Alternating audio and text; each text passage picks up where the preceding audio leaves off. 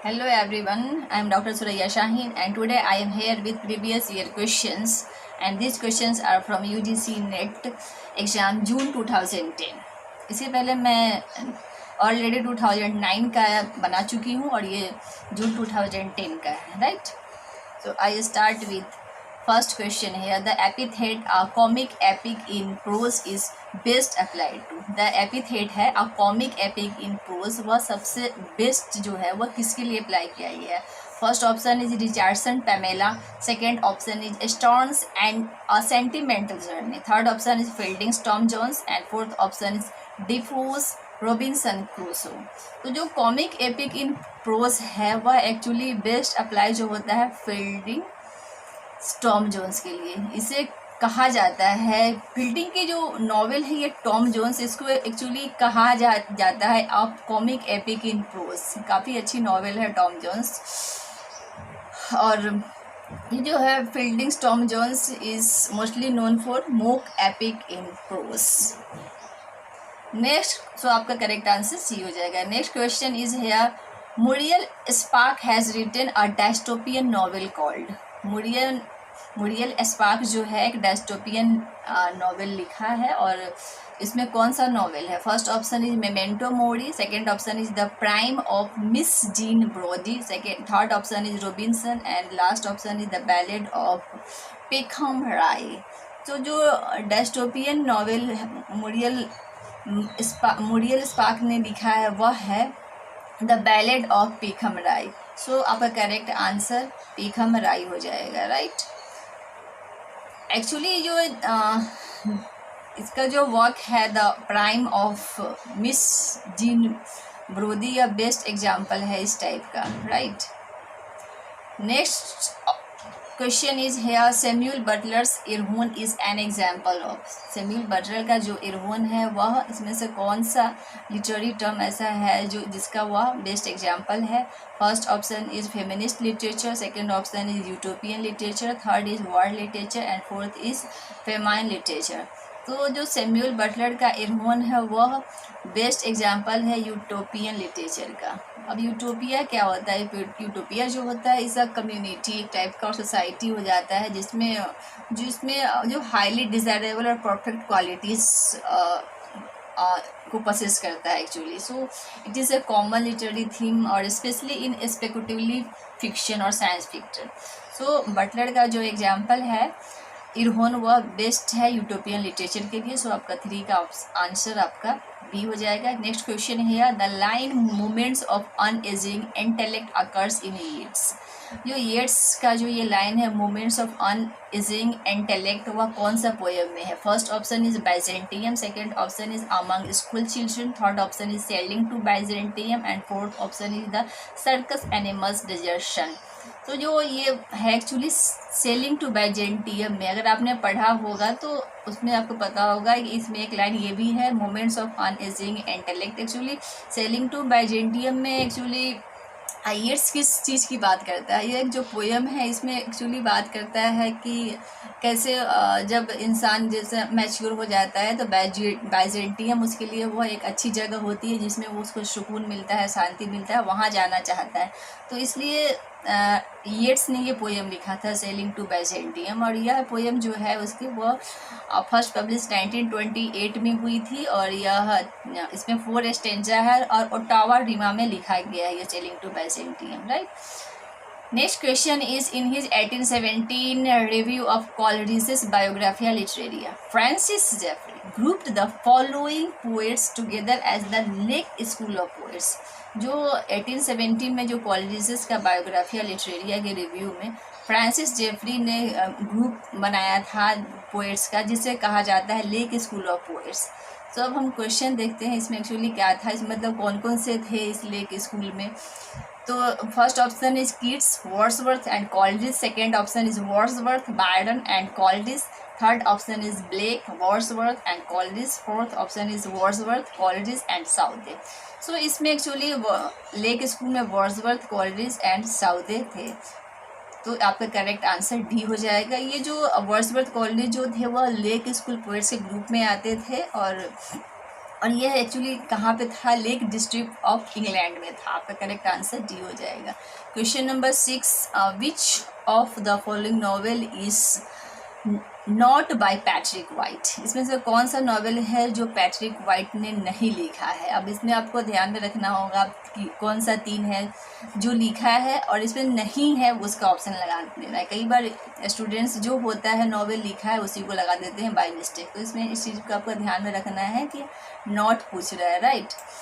सो तो the Vivisector first option, the tree of man second, and the third option is Voss, and fourth option is Oscar and Lucinda. तो इसमें जो Vivisector है, tree of man and Voss, this novels are written by Patrick White, and the Oscar and Lucinda, it is not written by Patrick White because it was written by Australian writer Peter Carey. So आपका correct answer इसका D हो जाएगा। Next question is the famous line where ignorant armies clash by night is taken from a poem by. ये जो है statement poem की line where ignorant armies clash by night, यह कौन सा पोएम से लिया, कौन सा राइटर के पोएम से लिया गया है। First option is Wilfred Owen, second option is W.H. Auden, third option is Siegfried Sassoon, and fourth option is Matthew Arnold. So actually ये जो लाइन है where ignorant armies clash by night, यह Dover Beach से लिया गया है। डॉवरविच किसने लिखा है, मैथ्यू अर्नोल्ड ने। सो आपका करेक्ट आंसर मैथ्यू अर्नोल्ड हो जाएगा। Next question is which among the following novels is not written by Margaret Atwood. फिर इसमें है कि कौन सा नॉवेल उसने नहीं लिखा है मार्गरेट एटवुड ने।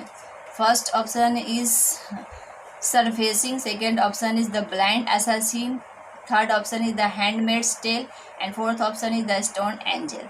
तो एक्चुअली मार्गरेट एटवुड ने लिखा है surfacing, the blind assassin, the handmaid's tale, काफ़ी इंपॉर्टेंट फेमस है उसकी the handmaid's tell.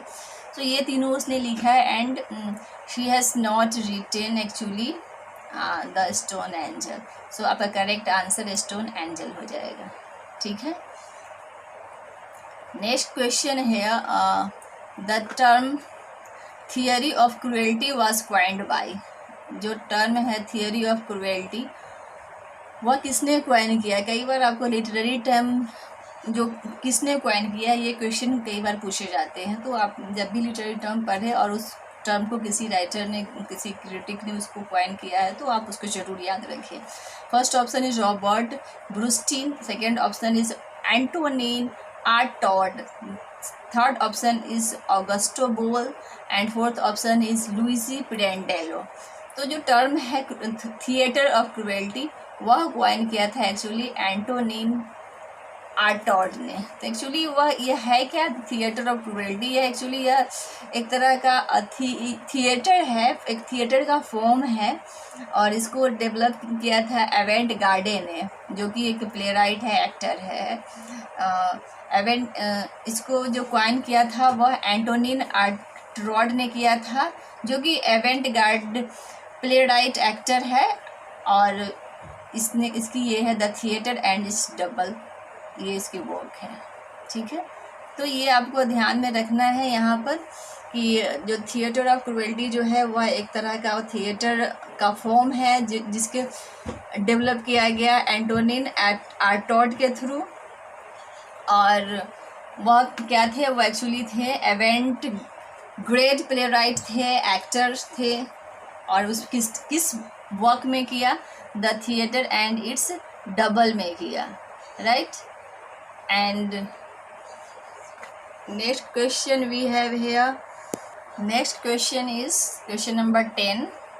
The verse form of Byron's Childe Harold was influenced by.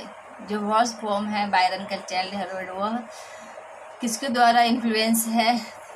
कई बार आपको यूजीसी नेट एग्जाम में इस तरह के क्वेश्चन पूछते हैं, कोई वर्क किसी अदर राइटर के वर्क से इन्फ्लुएंस है तो या किसी राइटर के थ्रू इन्फ्लुएंस है, तो ये ध्यान में आपको रखने की ज़रूरत है। फर्स्ट ऑप्शन इज है Milton, second is Spenser, third is Shakespeare and fourth is Pope. तो जो verse form of Byron Childe Harold was actually influenced by Spenser. So जो करेक्ट आंसर इज है स्पेंसर। यह एक लेंदी नैरेटिव पोएम है Lord Byron का और यह पब्लिश हुई थी बिटवीन 18 to 1818 में और इसका राइमिंग स्कीम जो है वह एक्चुअली है A B B C C, and यह actually it was believe to be Spenser's rhyme scheme, Spenser के राइम स्कीम से एक्चुअली इन्फ्लुएंस था with an additional accentual line, right. So आपका करेक्ट आंसर बी हो जाएगा। Next question is here Tennyson's Ulysses is, Tennyson का जो Ulysses है वह क्या है? A poem expressing the need for going forward and braving the struggles of life. Second is a dramatic monologue. Third is a morbid poem, and fourth is a poem making extensive use of satire. तो ये जो Tennyson का यूलाइसिस है actually a poem expressing the need for going forward and braving the struggles of life, ये तो correct है, ये सही है आपका। और इसमें आपका ड्रामेटिक मोनोलॉग या ड्रामेटिक मोनोलॉग भी है, ये भी। तो आपका हो जाएगा 1 and 2, आपका डी आंसर हो जाएगा, ठीक है। Tennyson's Ulysses is a poem expressing the need for going forward and braving the struggles of life, and second a dramatic monologue. Next question is here, which post-war British poet was involved in disastrous marriage with Sylvia Plath? इसमें से कौन सा poet है, British poet है जो Sylvia Plath के marriage से involve है? First option is Philip Larkin, second is Ted Hughes, third is Stevie Smith, fourth is Geoffrey Hill. तो आपको पता होना चाहिए कि इसे टेड ह्यूज है। टेड ह्यूज एक्चुअली जो है इंग्लिश पोएट है एंड चिल्ड्रंस राइटर के नाम से वो जाने जाते हैं। So critics frankly rank him as one of the best poets of his generation. सो जो टेड ह्यूज था एक्चुअली वह मैरिज किससे किया था? वह सिल्विया प्लाथ से एक्चुअली किया था, एक्चुअली इससे सिल्विया प्लाथ से टेड ह्यूज ने मैरिज किया था। तो इसलिए आपको, और वह सिल्विया प्लाथ जो थी वह सुसाइड भी कर ली थी बाद में 1963 में अपने 30 इयर्स की एज में। तो ये भी आपको ध्यान में रखने होते हैं क्योंकि कई बार इस टाइप से भी क्वेश्चन पूछते हैं कि किसी राइटर का डेथ का कॉज क्या होता है। तो जैसे अगर आपसे क्वेश्चन पूछ भी सकता है कि Sylvia Plath died because of, तो she died because of committing suicide at the age of 30, और इसकी मैरिज जो हुई थी वह टेड ह्यूज से हुई थी। तो आपका 12 का आंसर यहाँ बी हो जाएगा।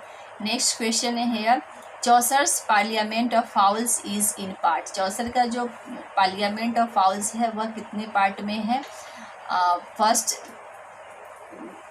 अ puzzle, second a debate, third a threnody, fourth a beast fable. The correct combination for the above statement according to the code. इसमें से जो कोड्स है यह करेक्ट कम्बिनेशन क्या होगा? ऑप्शन ए में है 1, 2 and 4, option B 2, 3 and 4, option C 3 and 4, and option D 2 and 4। तो आपका हो जाएगा actually Chaucer's parliament fowl is in part actually a puzzle and a debate, एंड आपका हो जाएगा अ बीस्ट फेवर। ये तीनों हैं, तो 1, 2 and 4, 1, 2 and 4। तो आपका करेक्ट आंसर हेयर आप ए हो जाएगा। Next question, who among the following wrote a book with the title the age of reason. The age of reason किसने लिखा है? ऑप्शन देखते हैं।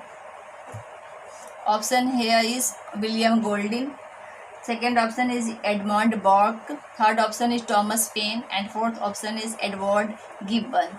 तो जो एज ऑफ रीजन है एक्चुअली थॉमस पेन ने लिखा था। थॉमस पेन काफ़ी इम्पोर्टेंट राइटर है जिसकी famous book the rights of man काफ़ी इम्पोर्टेंट है। तो थॉमस पेन को आपको पढ़ना चाहिए, खास करके उसकी जो बुक है the age of reason, the rights of man, ये काफ़ी इन्फ्लुएंसर वर्क है, राइट। सो आपका करेक्ट आंसर है थॉमस पेन हो जाएगा। The age of reason was written by Thomas pen.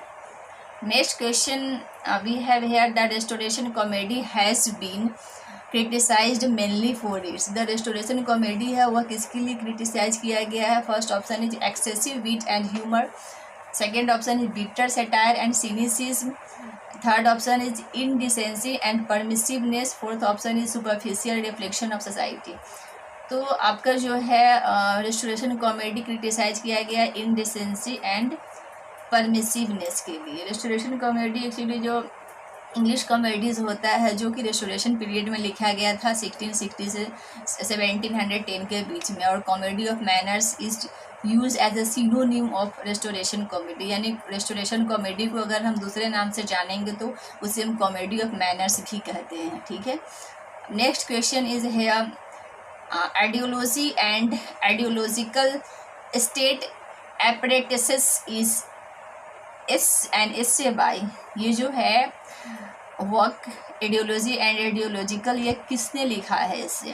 First option is Terry Eagleton, second option is Karl Marx, third option is Raymond Williams and fourth option is Louis Althusser. So आपका जो ये work है ideology and ideological state, it is an essay written by Louis अल्थुसर।